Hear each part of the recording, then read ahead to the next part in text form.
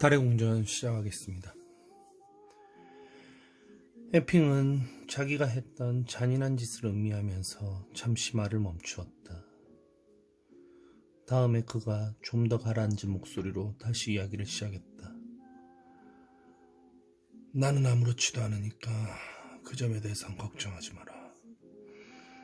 그냥 펜이라 계속 움직여. 우리 모두 그러기만 하면 돼. 결국 모든 게 얘기될 거고 모든 게 다 나올 테니까. 내가 롱아일랜드 얘기를 하고 있었지. 토머스 모란과 그 일이 어떻게 시작했는지에 대해서. 자네도 알겠지만 나는 잊어버리지 않았어. 그러니까 계속 받아 적기나 해. 자네가 내 말을 받아 적지 않으면 어떤 사망 기사도 없을 테니까. 나한테 그 일을 하라고 설득한 사람은 모란이었어. 그 사람은 1870년대에 서부로 가 있었고 그곳의 모든 것을 속속 들여다보았지. 하지만 그렇다고 렐프처럼 혼자서 여행을 하지는 않았어. 밤길로 접어든 순례자처럼 황무지를 방황하고 그러지는 않았던 거지. 그걸 뭐라 해야 할까? 그 사람은 렐프 같은 식으로 탐구 여행을 하지는 않았어. 좀 더 독특하게 여행을 했지. 모라는 1871년에 결성된 하이든 탐험대의 공식 화가였어. 그 다음에는 1873년에 파월과 함께 다시 거기로 갔었고, 우리 2달 전에 파월의 책을 읽었지. 거기에 들어있는 사파는 모두 모란이 그린 거였어. 파월이 절벽 가장자리에 매달려 있던 소중한 목숨을 한 팔에 걸고 매달려 있던 그림 기억나나? 잘된 그림이지. 자네도 그건 인정해야 돼. 그 늙은이는 어떻게 그려야 하는지를 알고 있었지. 모라는 거기에서 했던 일 때문에 유명해졌어. 그 사람이야말로 미국인들에게 서부가 어떻게 보이는지를 알려준 장본인이니까. 그랜드 캐니언을 처음 화폭에 담은 것도 모란이었는데 그 그림은 지금 워싱턴 국회의사당에 걸려있어. 옐로스톤의 첫 번째 그림, 그레이트 솔트 사막의 첫 번째 그림, 남부 유타에 있는 계곡 지방의 첫 번째 그림. 그것들 모두가 모란이 한 일이었지. 그건 분명히 하늘의 뜻이었어. 사람들은 그곳의 지도를 작성하고 그림을 그리고 그걸 소화해서 위대한 아메리카에 이익을 주는 도구로 바꾸었지. 그곳은 대륙의 마지막 남은 부분, 아무도 탐험하지 않았던 빈 공간이었어. 하지만 이제는 그것 모두가 사람들이 다 볼 수 있도록 근사한 화폭에 펼쳐져 있지. 우리의 심장으로 곧장 파고드는 황금창. 나는 모란 같은 화가는 아니었어. 자네는 그런 생각을 가지면 안 돼. 나는 새로운 세대의 일원이었고 그런 낭만적인 헛소리를 어느 것도 좋게 보지 않았으니까. 나는 1906년과 1907년 사이에 파리를 갔다 왔고 무슨 일이 일어났는지 알고 있었어. 야수파 화가들, 입체파 화가들. 나는 젊었을 적에 그런 것들을 눈치챘는데 일단 미래의 맛을 보게 되면 되돌아올 길이라고는 없지. 나는 5번가에 있는 스티글리츠 화랑으로 모여드는 사람들을 알고 있었고 우리는 늘 함께 나가 술을 마시고 예술에 대해 이야기를 나누었어. 그 사람들은 내 작품을 마음에 들어해서 나를 새로운 대가들 중 하나라며 칭찬했고 머린, 도브, 디머스, 만레이, 내가 모르는 사람은 아무도 없었어. 그 당시 나는 상당한 재주꾼이었고 내 머리는 멋진 생각들로 가득 차 있었지. 지금은 모두들 아모리쇼에 대해서 이야기를 하지만 그 일이 일어났을 때 그게 나한테는 캐캐 묵은 뉴스였어. 그렇더라도 나는 다른 사람들 대부분과는 달랐지. 그 노선은 내 흥미를 끌지 못했어. 기계적인 추상, 세상으로서의 캔버스, 지성적인 예술. 나는 그걸 일종의 막다른 골목으로 보았어. 나는 채색 화가였고 내 주제는 우주, 순수한 우주와 빛, 그것이 눈에 들어올 때의 빛의 힘이었으니까. 그때까지 나는 자연을 소재로 삼았는데 내가 모란과 이야기하기 좋아한 것도 그 때문이었어. 그 사람은 보수파였지만 터너의 영향을 받았고, 그래서 우리는 풍경화에 대한 열정, 진정한 세상에 대한 열정을 공통으로 갖고 있었지. 모란은 내게 끊임없이 서부 얘기를 했어. 그 사람 말은 이런 거였지. 거기로 가지 않으면 공간이 무엇인지 절대로 이해하지 못할 거다. 여행을 하지 않으면 당신의 작품은 성장을 멈추게 될 거다. 그 하늘을 경험하게 되면 당신의 삶이 바뀔 거다. 몇 번씩이고 똑같은 얘기였지. 그 사람은 나를 볼 때마다 계속 졸라댔고, 얼마쯤이 지나자 나는 결국 속으로 이런 생각을 하게 됐어. 안 될 게 뭐람. 거기로 가서 한번 해보는 것도 해롭지는 않겠지. 내가 서부로 여행을 떠난 건 1916년이었어. 그때 나는 23살이었고 4년쯤 결혼 생활을 하고 있었지. 그런데 그 결혼은 내가 지금까지 했던 모든 일 중에서 최악의 실수였어. 엘리자베스 휠러가 그 여자 이름이었는데, 부유한 집안 출신이라서 돈을 보고 결혼했던 건 아니겠지만 우리 사이에 있었던 일들을 생각해보면 그랬을 가능성도 얼마든지 있어. 내가 진실을 알아내는 데는 시간이 오래 걸리지 않았지. 그 여자는 결혼식 날 밤 여학교에 다니는 계집아이처럼 울음을 터뜨렸고, 그 뒤로는 방문을 꼭꼭 걸어 잠갔어. 나는 이따금씩 그 성으로 쳐들어갔지만 그건 다른 감정이 있어서라기보다는 화가 나서였지. 그 여자한테 내내 그런 식으로 그냥 넘어갈 수 없다는 걸 알게 해줄 셈으로 지금까지도 나는 내가 뭐에 씌어서 그 여자와 결혼을 했는지 모르겠어. 어쩌면 그 여자 얼굴이 예뻐서였거나 아니면 몸매가 동글동글하고 통통해서였는지도 모르지. 그 시절에는 여자들이 결혼을 할 때까지 모두 처녀였지만 나는 그 여자가 그 짓을 좋아하게 될 거라고 생각했어. 하지만 사정은 조금도 나아지지가 않았고, 있는 거라곤 눈물과 싸움, 발작적인 고함, 그리고 혐오뿐이었지. 그 여자는 나를 짐승, 악마의 앞잡이로 생각했어. 그 연병할 쌀쌀맞은 계심, 그 여자는 수녀원에서 살아야 했어. 나는 그 여자한테 이 세상이 돌아가도록 하는 어둠과 불결함을 보여주었고, 그 여자는 그 때문에 나를 절대로 용서하지 않았지. 발기한 낭근, 남자의 그 알 수 없는 욕정이 그 여자에게는 공포일 뿐이었어. 그래서 마침내는 남근이 발기하는 걸 보고 그만 기절을 하고 말았지. 이 얘기는 더 하지 않겠어. 이건 오래된 얘기고 자네도 분명히 들어본 적이 있을 테니까. 나는 어디에서건 즐거움을 찾았지. 분명히 얘기하지만 그런 기회는 얼마든지 있어서 내 성기는 한 번도 굶주린 적이 없었어. 나는 말쑥한 젊은 신사인데다 돈은 얼마든지 있었고 내 사타구니는 끊임없이 불타올랐으니까. 우리가 거기에 대해서 얘기할 수 있는 시간이 없는 게 유감이구만. 내가 정복했던 여자들의 고동치는 음부, 내 가운데 다리의 모험, 다른 두 다리는 못 쓰게 됐을지 몰라도 그 막내 동생은 나름대로의 삶을 계속 유지했지. 그건 지금까지도 그래, 포. 자네가 믿을 수 있을지 모르지만 그 꼬맹이는 절대로 나를 저버리지 않았어. 좋아, 됐어. 그건 중요하지 않아. 나는 단지 자네에게 배경을 알려주고 장면을 설정하려는 것뿐이니까.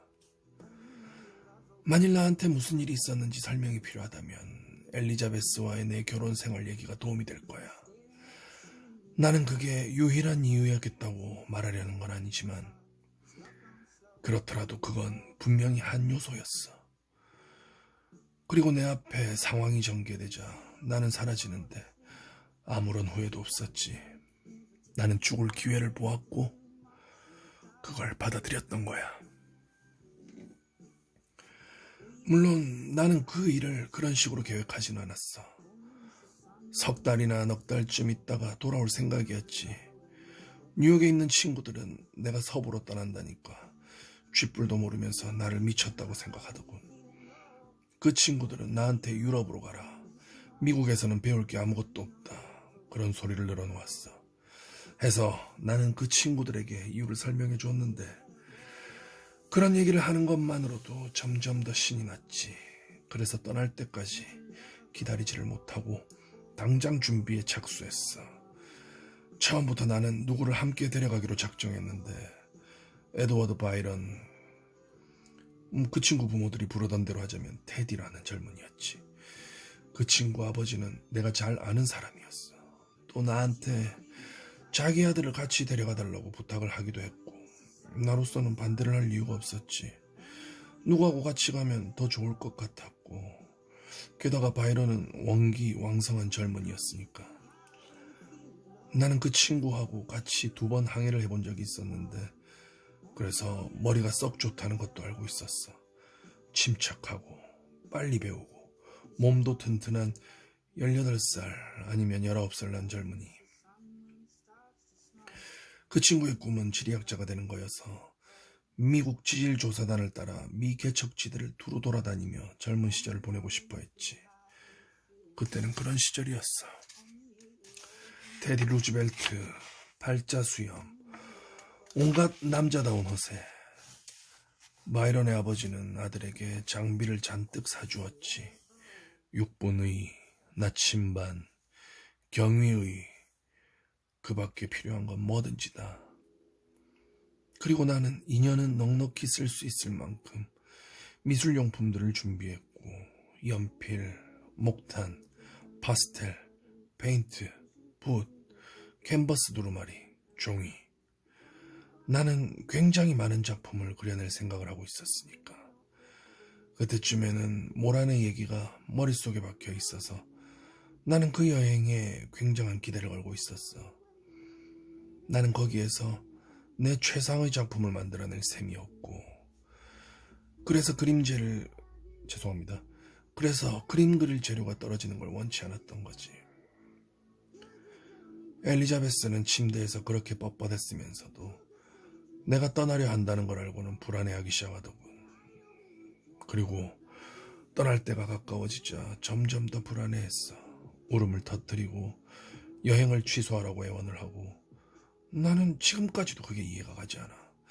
자네라도 아마 그 여자가 나를 안 보게 돼서 기뻐했을 거라고 생각할 테니까. 그 여자는 도저히 예측을 할 수 없었고 항상 내가 예상했던 것과 정반대되는 짓을 했어. 내가 떠나기 바로 전날 밤 그 여자는 심지어 지고한 희생을 치르는 짓을 했어.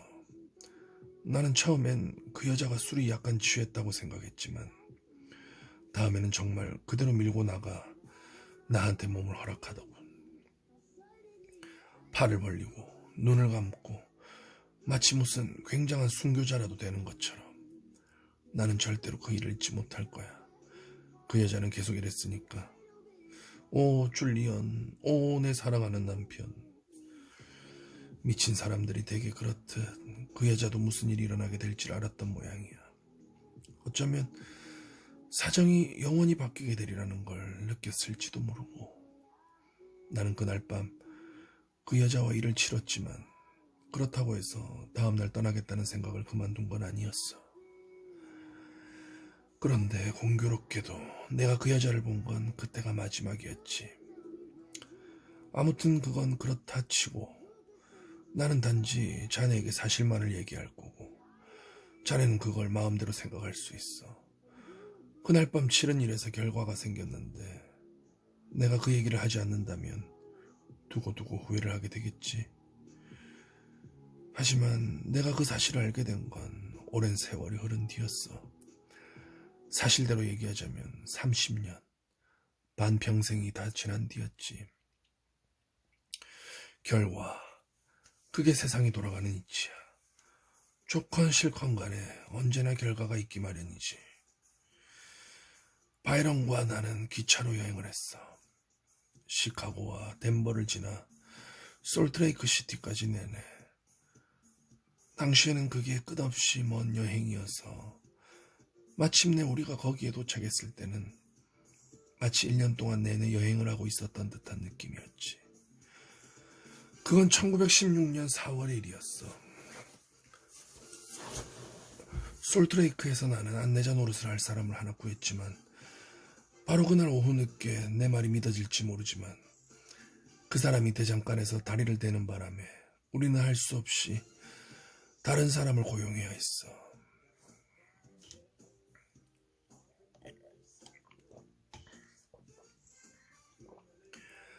그게 불길한 징조였지만 막상 일이 닥치면 그런 것에 대해서 나의 생각도 하지 않고 하려던 일을 그대로 밀고 나가기 마련이지.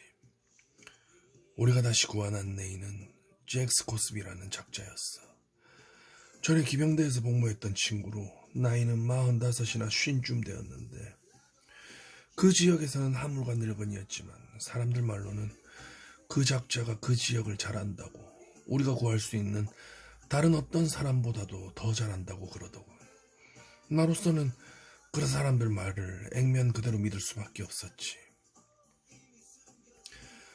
내가 얘기를 해본 사람들은 모두 남 모르는 사람들이어서 자기네들 좋을 대로 무슨 얘기는 할 수가 있었어. 그 사람들한테는 아무 상관도 없는 일이었으니까. 나는 그저 풋내기, 동부에서 온 돈 많은 풋내기에 지나지 않았는데 그 사람들이 나한테 조금이라도 신경을 써줄 이유가 어디 있지? 그래서 일이 그렇게 되었던 거야, 보그. 우리는 무턱대고 뛰어들어 최선을 기대하는 것 외에는 달리 어쩔 도리가 없었지. 나는 처음부터 스코스비에게 의심이 갔지만 그 작자는 길을 떠나는데 안달이 나서 시간을 조금도 지체하려고 들지 않았어. 낄낄거리는 웃음에다 구렛나루시 길고 개기름이 줄줄 흐르는 비열한 인간이었지만 얘기 솜씨 하나는 그만이었지. 그건 인정하겠어. 그 친구는 우리를 이제껏 가본 적이 없는 거의 없는 곳으로 데려가 주겠다고 그러더군. 자기 말로는 그때까지 신과 인디언들만이 보았던 곳들을 보여주겠다는 거였어. 나는 그 작자 말이 순전히 헛소리라는 건 알았지만 그렇다고 해서 흥분이 안 되는 건 아니었지. 우리는 호텔 테이블에다 지도를 펼쳐놓고 우리가 따라갈 길을 미리 의논했는데 스코스비는 뭔가를 좀 아는 것 같았어. 아무튼 자기가 잘 안다는 걸 과시하려고 계속해서 지엽적이고 부수적인 얘기를 늘어놓더군. 얼마나 많은 말과 당나귀가 필요하고 몰몬 교도들을 만나면 어떻게 처신해야 하고 남쪽에서는 물 부족에 대해 어떻게 대처해야 하는지 어쩌고 저쩌고 하면서 그 작자는 우리를 바보로 생각하는 게 분명했어.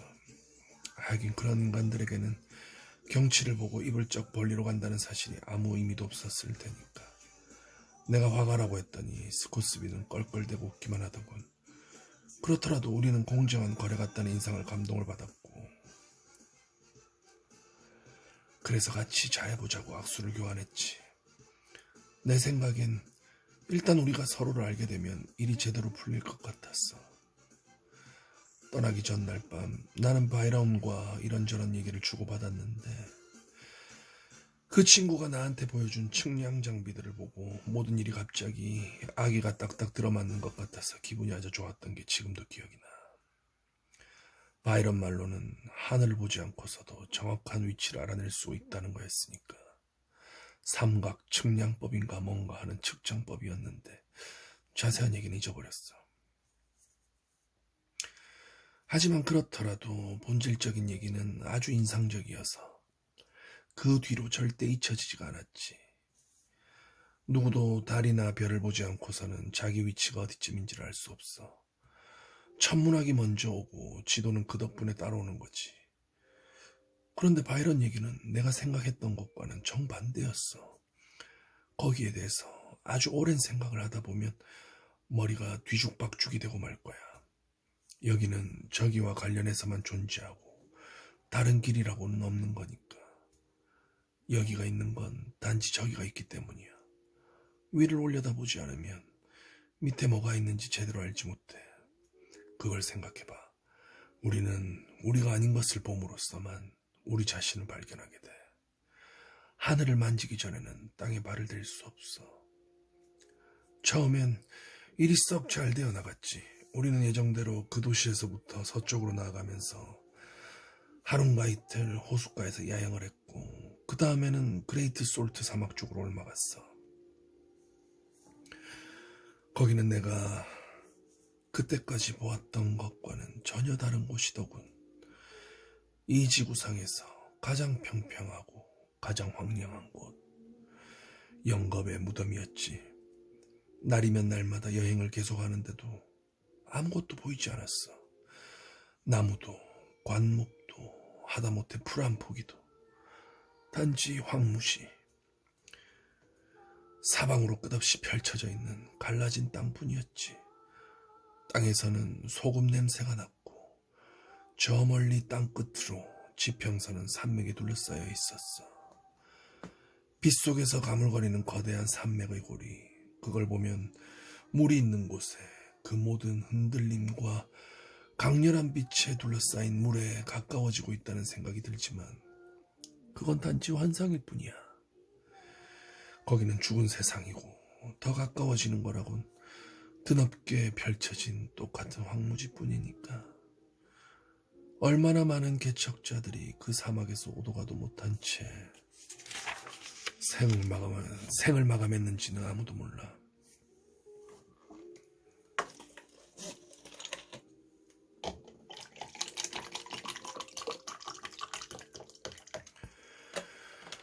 자네도 땅 위로 빗쭉 솟아나온 하얀 뼈들을 봤어야 하는 건데,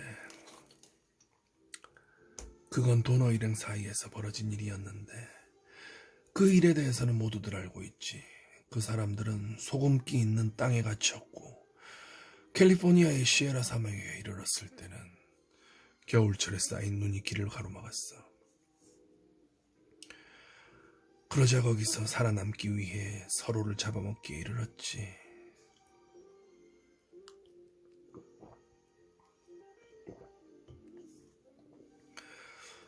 모두들 그걸 미국의 전설이라고 알고 있지만 그건 진정한 사실, 진정하고 분명한 사실이야. 마차바퀴들, 해골들, 빈 탄창들. 나는 1916년에 거기에서 그런 것들을 모두 보았어. 거기는 실로 거대한 무덤, 죽음의 여백이었지. 처음 2주일 동안 나는 미친 듯이 그림을 그렸어. 이상한 일이었지.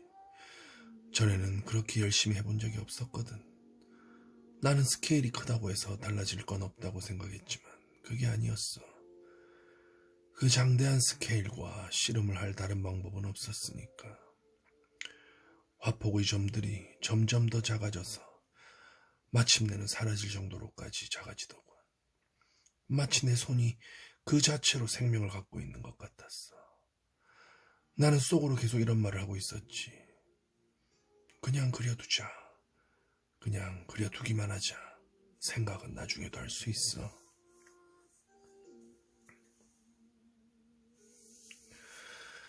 우리는 잠시 웬도버에 머물면서 몸을 씻고 옷을 빨아입은 다음 네바다를 지나 컨퓨전 산맥 기슭을 따라서 남쪽으로 내려갔지. 또다시 그곳의 경치가 미처 손쓸 틈도 없이 내게로 달려들더군. 산맥, 산 꼭대기의 눈 주위로 떠다니는 구름들. 얼마쯤 뒤에는 그것들이 한데 섞이기 시작했고 나는 뭐가 뭔지 분간할 수가 없었어. 하얀색, 아니 그냥 하얀색이 아니었지. 거기 어떤 게 있다는 걸 모른다면 어떻게 그걸 그릴 수 있겠나. 자네는 내가 무슨 얘기를 하고 있는지 알 거야. 거기는 인간이 사는 세상으로 느껴지지가 않았어. 바람이 어찌나 강하게 부는지 내가 무슨 생각을 하고 있는지도 알 수 없었다가 다음 순간 갑자기 바람이 멈추면 온 세상이 너무나도 고요해서 혹시 귀가 멀어버린 게 아닌가 하는 생각이 들 지경이었지. 그건 이승 같지 않은 고요였어, 보그. 들을 수 있는 소리라고는 가슴에서 심장이 뛰는 소리와 혈관 속으로 피가 흐르는 소리뿐이었지. 스코스비는 조금도 더 나아지지 않았어. 그 친구는 우리를 안내하고 불을 피우고 먹을 걸 구해오고 하면서 자기 할 일을 하기는 했지만 우리에 대한 비웃음은 절대로 수그러들 줄을 몰랐고 그자에게서 발산되는 악의가 대기를 오염시켰지.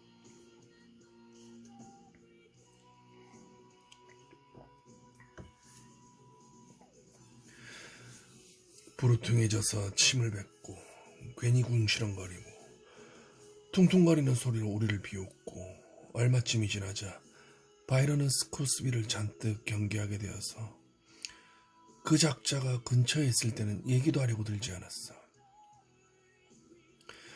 우리가 일을 하고 있을 동안 그러니까 테디는 바위들 사이로 돌아다니면서 측량을 하고 나는 물감과 목탄을 가지고 바위에 걸터 앉아 그림을 그릴 동안 스코스비는 사냥을 하러 가곤 했지만 밤이 되면 우리 세 사람은 같이 화토불 주위에 둘러앉아 저녁으로 먹을 음식을 요리하곤 했지.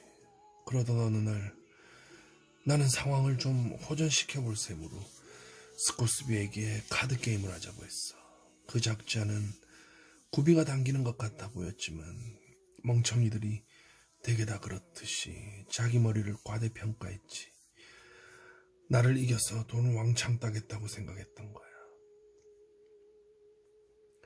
카드에서뿐 아니라 모든 방법으로 나를 이겨서 누가 최고인지를 확실히 보여주겠다고 말이지.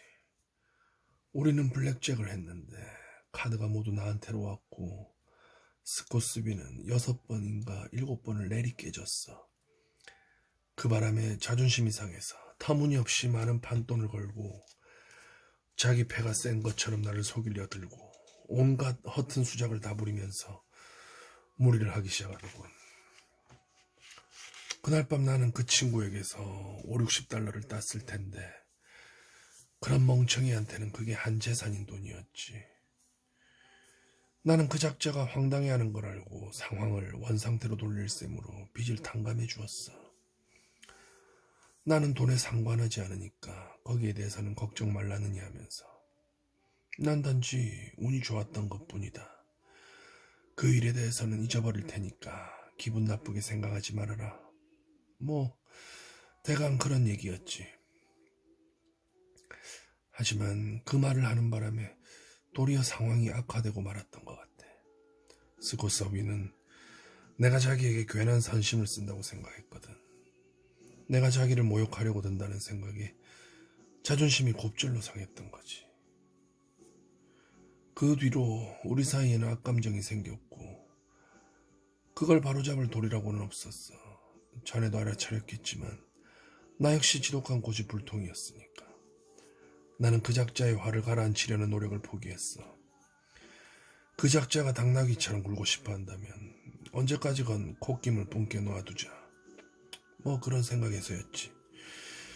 우리는 주위에 아무도 없는 보이는 거라곤 사방으로 펼쳐진 황무지뿐인 그 광막한 곳으로 나가 있었고 그 때문에 마치 감옥에 갇혀 있는 것 같았어. 내게서 눈을 떼지 않으려는 남자, 칼로 내 등을 찌를 기회를 노리면서 내가 돌아서기만을 기다리는 남자와 같은 방을 쓰고 있는 것 같은 느낌이었지. 그게 문제였어. 거기는 너무 넓어서 얼마쯤 지나면 땅이 사람을 삼키기 시작하거든. 나는 그걸 더 이상은 받아들일 수가 없는 지경에까지 이르렀어. 그 지독한 정적과 공허함, 우리가 있는 곳이 어디쯤인지를 알려고 해도 거기는 너무 넓고 그 범위가 너무 엄청나서 마침내는 이 말을 달리 어떻게 해야 할지 모르겠군. 마침내는 어디인지 전혀 분간이 되지 않았지. 거기에는 세상도 땅도 아무것도 없었어. 결국에는 그렇게 된 거야, 보그. 마지막에 가서는 그게 모두 허구일 뿐이었지.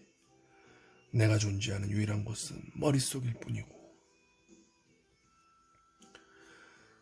우리는 네바다의 중심부를 지나 어렵게 나아가다가 다음에는 동남쪽 계곡 지방으로 방향을 돌렸어. 사람들이 내부퉁이라고 부르는 곳인데 유타, 애리조나, 콜로라도 그리고 뉴멕시코가 같이 만나는 곳이지. 거기는 세상에서도 가장 이상한, 꿈에서나 보일 법한 세상이었어. 온통 붉은 땅과 이상한 바위들, 거인들이 지은 어느 잊혀진 도시의 폐허처럼 땅 위로 솟아오른 거대한 구조물들, 오벨리스크, 미나렛 궁전들, 그 모든 것들이 한눈에 알아볼 수 있으면서도 낯설어서 그것들을 보게 되면 어디에선가 본 것 같다는 느낌이 들지 않을 수 없지. 비록 그게 모두 우연히 생긴 것, 수백만 년에 걸친 빙하와 침식과 비바람에 석화된 잔존물이라는 걸 알고 있더라도 손가락들, 안구들, 페니스들, 버섯들, 인간들, 그건 마치 구름으로 그림을 그린 것 같았어. 지금은 모두들 거기가 어떻게 보이는지 알고 있지. 자네만 해도 수백 번은 보았을 테니까. 흘렌 협곡, 모뉴먼트 계곡, 신들의 계곡, 거기가 바로 그 별의별 카우보이 영화와 인디언 영화를 찍은 곳이지. 망울놈의 말보로 모델이 매일 밤마다 텔레비전에서 말을 타고 질주를 하는 곳. 하지만 그림으로는 거기에 대해서 아무것도 할 수가 없어, 포그. 거기는 그림으로 그리기엔 너무 광대하니까. 사진으로도 그 느낌을 잡아낼 수가 없고, 모든 것이 마치 외계의 거리를 제한하려는 것처럼 그렇게 왜곡되어 있어서 더 많이 보면 볼수록 더 그리기가 힘들어져. 그걸 본다는 건 곧 그걸 사라지게 하는 거지. 우리는 몇 주일 동안 그 협곡지대를 돌아다녔어. 때로는 고대 인디언들의 폐허인 아나사지족의 절벽 주거지에서 밤을 보내기도 하면서, 그 인디언들은 1000년 전에 사라진 부족인데 무슨 일이 있었는지는 아무도 몰라. 그 부족은 돌로 된 도시와 상형 문자와 도기 조각을 남기긴 했지만 사람들은 가뭇 없이 사라져버렸으니까. 우리가 거기로 갔던 건 7월 말 아니면 8월 초였는데 그때쯤엔 스코스비의 적대감이 더욱더 커져서 무슨 일이 벌어지는 건 단지 시간 문제였어. 대기 중에서도 그걸 느낄 수 있었지. 어쨌든 그곳은 어디건 산속만 무성할 뿐 나무 한 그루 보이지 않는 황량하고 메마른 땅이더군. 날씨가 너무 지독하게 더워서 우리는 물을 배급제로 해야 되었고, 그래서 모두들 신경이 곤두서 있었어. 어느 날 우리는 당나귀를 한 마리 죽여야 했는데 그 바람에 다른 2마리는 더 많은 짐을 져야 했지. 말들은 기운을 잃기 시작했고 우리는 블러프 마을까지 5, 6일쯤 걸리는 곳에 있었는데 나는 되도록이면 빨리 그곳으로 가서 인원을 재편성해야겠다는 생각이 들었어. 그때 스코스비가 여행 기간을 하루나 이틀 줄일 수 있는 길은 지름길을 알고 있다고 하더군. 그래서 우리는 그쪽으로 방향을 잡아가자고 햇빛을 정면으로 받으면서 바위 두성이 길을 여행하기 시작했지. 하지만 그 길은 우리가 전에 지나왔던 어떤 곳보다도 더 험하고 앞으로 나가기가 어려워서 얼마쯤 뒤에는 스코스비가 우리를 함정으로 끌어들이려는 게 아닌가 하는 생각이 들기 시작했어. 바이론과 나는 그 작자처럼 말을 잘 타는 사람이 못 되어서 겨우겨우 그 험로를 따라가고 있었지. 스코스비는 맨 앞에 있었고 바이런은 2번째, 그리고 나는 맨 뒤에서. 합니다. 우리는 몇 곳의 가파른 절벽을 조금씩 올라간 다음 꼭대기의 능선을 따라 말을 몰기 시작했어. 하지만 길이 몹시 좁은 데다 바위와 자갈이 잔뜩 흩어져 있었고 햇빛이 마치 눈을 멀게 하려는 것처럼 바위 위에서 되튀기고 있었지. 거기에서는 돌아설 수도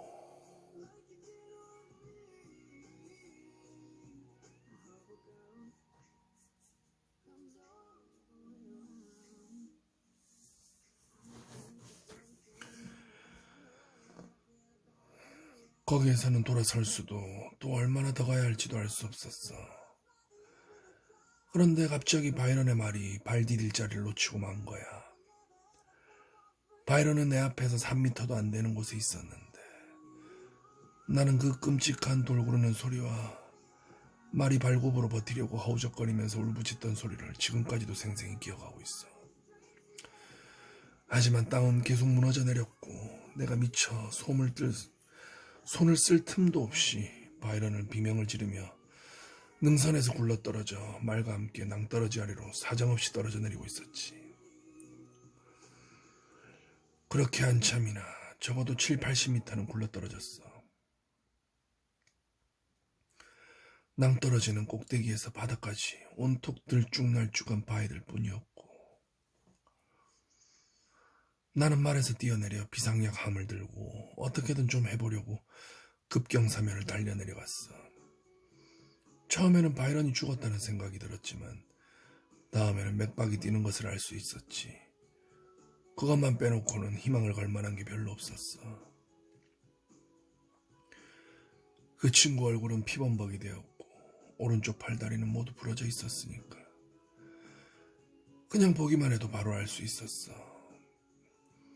다음에 나는 바이런을 똑바로 눕혔다가 갈비뼈 밑으로 커다랗게 찢어진 상처가 난 것을 보았어. 옆으로 적어도 20cm는 되게 갈라진 지독한 상처였지.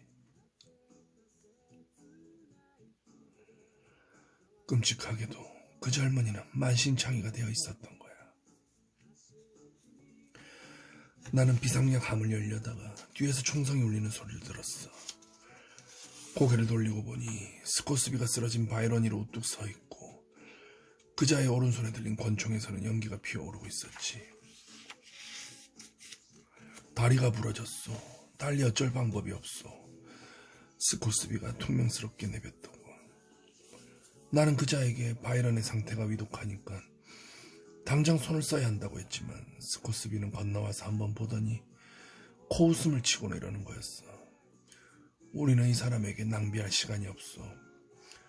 단 한 가지 치료법은 내가 방금 전 말에게 한 방 먹였던 것과 똑같은 약을 먹이는 거요. 그러더니 피스톨을 들어 올려 바이런의 머리를 겨누는 거였어. 하지만 나는 그 작자의 팔을 한옆으로 쳐냈지. 정말로 방아쇠를 당길 생각이었는지 아닌지는 모르지만 어쨌든 그런 위험한 짓을 그냥 보아 넘길 수는 없었으니까. 내가 팔을 쳐내자 스코스비가 나를 험악하게 노려보면서 손을 치우라고 경고하더군. 나는 그자에게 이 꼼짝도 못하는 사람에게서 총을 거두면 그러겠다고 옹수했지. 그러자 스코스비가 돌아서서 나한테 총을 겨누고 자기는 마음대로 누구에게건 겨눌 수 있다고 하더니 느닷없이 바보 천치처럼 해볼 줄 없더군. 다시 읽겠습니다. 느닷없이 바보 천치처럼 해벌쭉 웃더군. 나를 꼼짝 못하게 하고 있다는 것이 즐거워서. 그리고는 다시 이러는 거였어. 꼼짝도 못한다. 당신이 바로 그 꼴이야, 화가 선생. 꼼짝도 못하는 약골.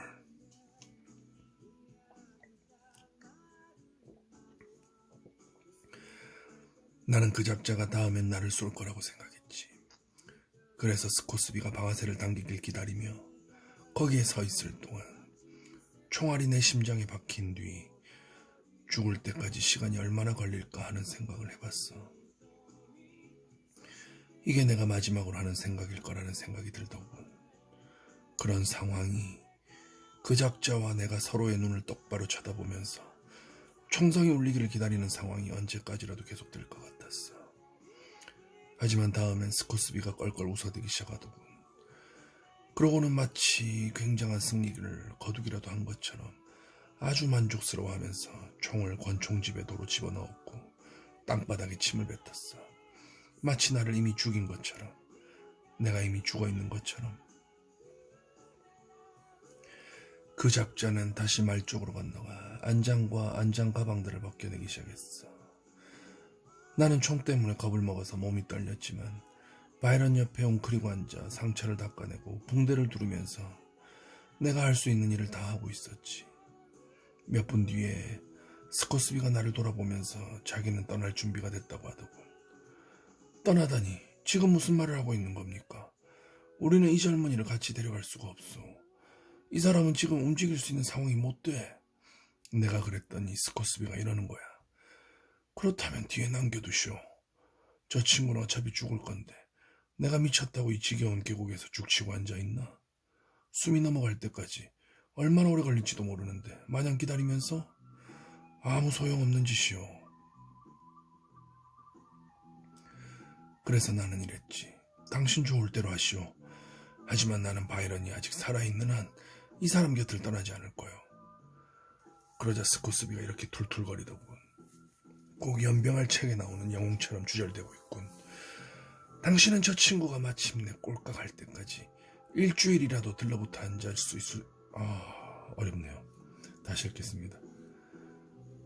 당신은 저 친구가 마침내 꼴깍할 때까지 일주일이라도 들러붙어 앉아 있을 수 있겠지만 그래봤자 그게 무슨 소용이지?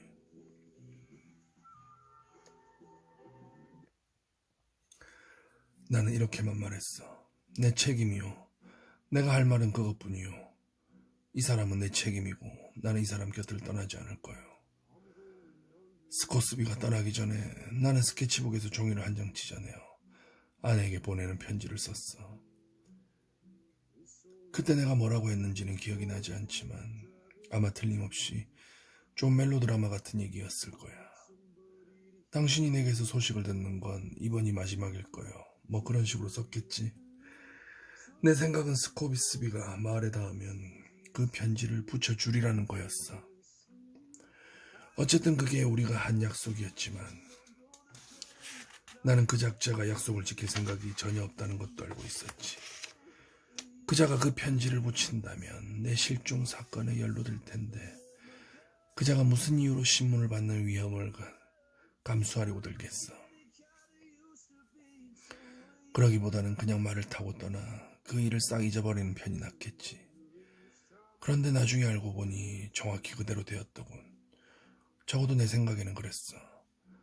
훨씬 더 뒤에 내가 신문에 난 내 사망 기사를 읽었을 때 스코스비에 대해서는 아무런 언급도 없었으니까. 내가 일부러 편지에다 그자의 이름을 집어넣기까지 했는데도 그 작자는 또 만일 내가 일주일 내에 나타나지 않으면 수색대를 조직하겠다는 얘기도 했지만 나는 그 말도 헛소리라는 걸 알았어. 그래서 아예 대놓고 마음에도 없는 소리 말라고 했지. 하지만 그는 부정을 하는 대신 또다시 그 오만하게 능글거리는 웃음을 지으면서 이러는 거였어. 마지막 기회요, 화가 선생. 나하고 같이 갈 거요, 안 갈 거요? 나는 너무 화가 나서 대꾸도 하지 않고 고개만 저었지. 스코스비는 작별 인사로 모자에 손을 갖다 대고 다시 말에 올라타더니 가파른 경사면을 올라가기 시작했어. 그 작자가 꼭대기까지 올라가는 데 걸리는 몇 분 동안 계속 그자에게서 눈을 떼지 않고 있었지. 어떤 위험도 감수하고 싶지 않아서. 내 생각엔 그자가 떠나기 전에 나를 죽이려고 들 게 거의 틀림없어 보였으니까. 증거를 없애버리자 자기가 한 짓이 아무도 없는 황무지 한가운데다 젊은 청년이 그렇게 죽어가도록 놓아둔 것이 누구에게도 알려두지 못하게 확실히 해두자. 그런데 스코스비는 뒤에 한번 돌아보지 않았어. 하지만 분명히 얘기하는데 그건 절대로 호의 때문이 아니었어. 단 한 가지 있을 법한 설명은 그럴 필요가 없다고 느꼈던 거지. 그자는 내가 혼자서는 절대로 돌아올 수 없다고 생각했기 때문에 나를 죽일 필요가 없었던 거야.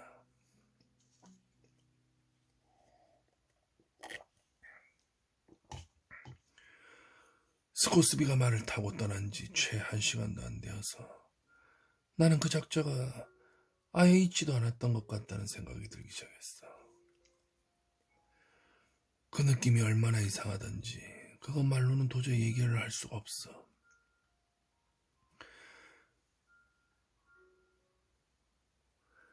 그러니까 스코스비에 대해서 생각하지 않기로 했던 정도가 아니라 그러려고 해도 여간해서 그자를 떠올릴 수가 없었어. 그자가 어떻게 생겼는지, 목소리가 어땠는지, 그 뒤로는 다시 기억이 나지 않았지. 그게 정적, 모든 걸 다 묻어버리는 정적이 해주는 일이야, 보고. 스코스비는 내 기억에서 다 지워졌고 나중에 그자에 대해서 생각을 할 때는 마치 꿈에서 본 사람을 기억하려고 하는 것 같은, 아예 잊지도 않은 사람을 찾으려고 하는 것 같이 느껴졌어. 바이런이 죽기까지는 사나흘이 걸렸어. 시간이 그처럼 오래 걸린 게 나한테는 어쩌면 다행이었지. 그 친구를 돌보느라 정신없이 바빠서 두려워할 시간이 없었으니까.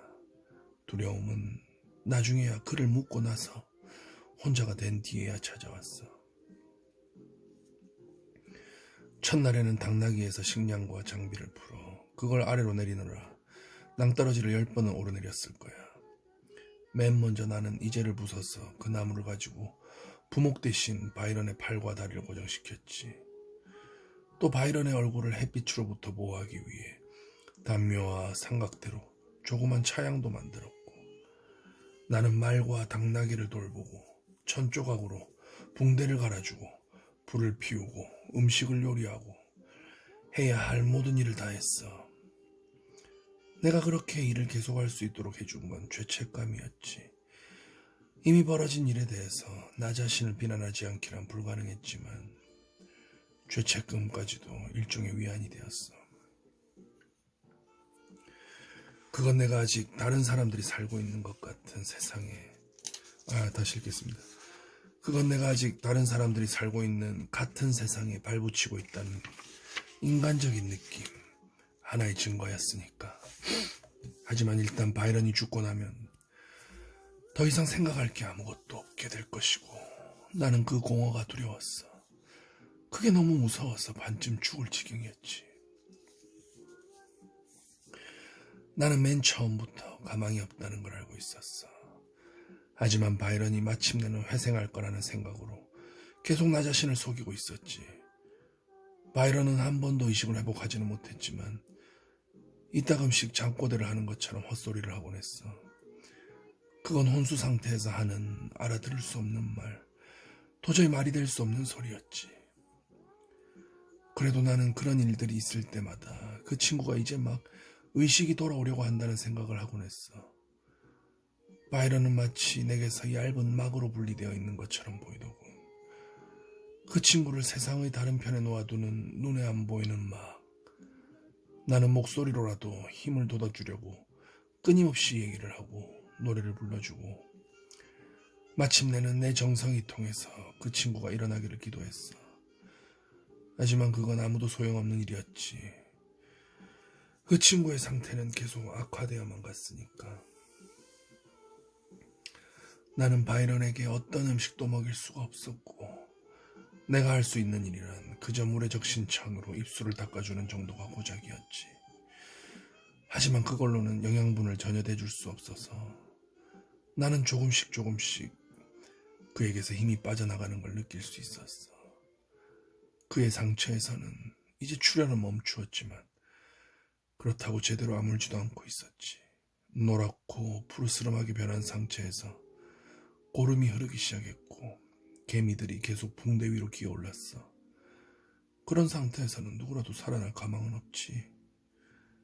나는 그 친구를 거기 상기슭에다 묻었어. 자세한 얘기는 그만두기로 하지.